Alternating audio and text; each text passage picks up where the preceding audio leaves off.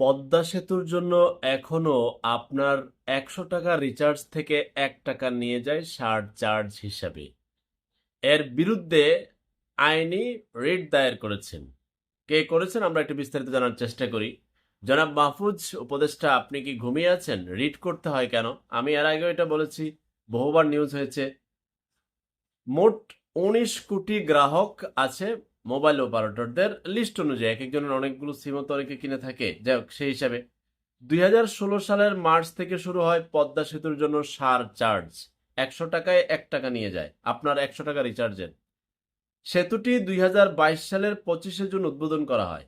পদ্মা সেতু চালুর ৩ বছর পার হলেও এখনো সার চার্জ দিচ্ছেন মোবাইল গ্রাহকরা। বুঝেন নাই? জনগণের টাকা তো খুব মজা। আপনার মনে হবে আরে ১০০ টাকা রিচার্জ করছি, ১ টাকা নিয়ে গেল, সমস্যা কি?